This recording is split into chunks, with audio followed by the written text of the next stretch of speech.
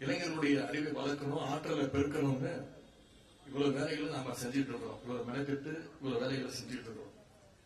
ஆனா இன்னைக்கு நாட்டில் பாத்தீங்கன்னா சில பேர் அவங்களுடைய தொண்டர்கள் அறிவாளிகள் இருக்கிறது அவங்களே தலைவர்களே விரும்புறதில்லை. எங்க தன்னுடைய தொண்டர்களுக்கு அரசியல் அறிவும் தெளிவும் வந்துட்டா அவங்களால இனி அரசியலே நடத்த முடியாதுன்னு சில தலைவர்கள் பயந்துட்டு இருக்கிறாங்க. உதாரணத்திற்கு அண்ணா திராவிட முன்னேற்ற கழகத்தை எடுத்துக்கோங்க. அண்ணா திராவிட முன்னேற்ற கழகத்துடைய தொண்டர்களுக்கு பெரியார் கொள்கையை பத்தி தெரியாது, பெரிய அண்ணா என்ன சொன்னாரு தெரியாது. இன்னும் சொல்ல போனா அதிமுக கட்சி எதுக்காக தொடங்கப்பட்டதுன்னே நமக்கு தெரியாது. திமுகவை விமர்சிக்கணும், கலைஞரை எதிர்க்கணும் அப்படிங்கிற ஒரே நோக்கத்தோடு துவங்கப்பட்ட கட்சி தான் அண்ணா திராவிட முன்னேற்ற கழகம். இப்பவும் அந்த கொள்கைகள் தெரியக்கூடாதுன்னு அந்த கட்சியினுடைய நிரந்தர பொதுச் செயலாளர் திரு எடப்பாடி பழனிசாமி அவர்கள் இன்னும் அந்த பணியில் அவர் ஈடுபட்டிருக்கிறார்.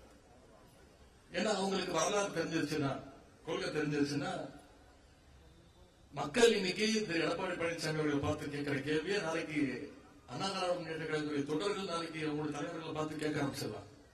கேட்பாங்கல்ல, பாஜகவோட இன்னைக்கு இனிமே எந்த காலத்திலையும் கூட்டணி இல்லைன்னு உங்களுடைய தலைவர் ஜெயலலிதாமே இருந்தவங்க சொன்னாங்களே, இப்ப ஏன் கூட்டணி வச்சீங்க அப்படின்னு கேட்கறதுக்கான வாய்ப்புகள் இருக்குல்ல.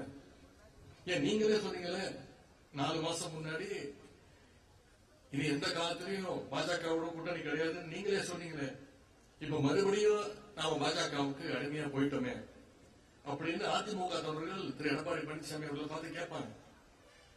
அதனாலதான் அந்த தொடர்களுக்கு எதுவுமே தெரியக்கூடாதுன்னு திரு எடப்பாடி பழனிசாமி அவர்கள் நினைக்கிறார்.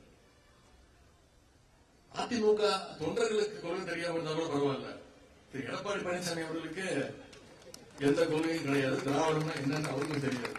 ஏன்னா அவர் படிச்சது ஒரே புக்கு நானும் தேடிட்டு இருக்கிறேன், இதுவரைக்கும் எங்கேயுமே கிடைக்க மாட்டேங்குது.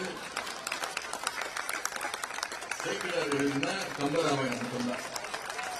நானும் புத்தக காட்சியாக தேடிட்டு இருக்கிறேன்.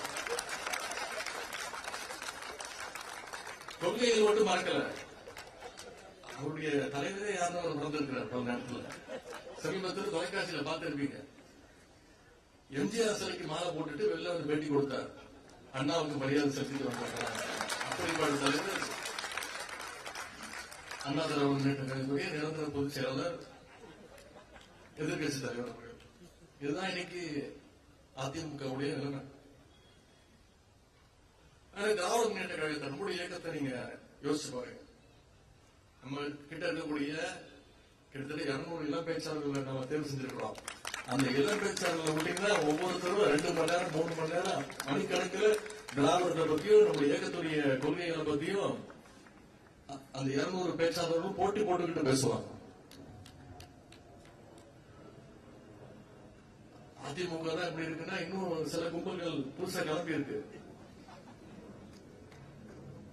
நாம் என்னைக்கு அப்படி சொல்ல முடியாது. நம்ம அறிவு திருவிழா நடத்தி 4 நாளுக்கு அப்புறம் தான் அவங்களுக்கு தெரிஞ்சிருக்கு இப்படி ஒரு விழா நடக்குதுன்னு.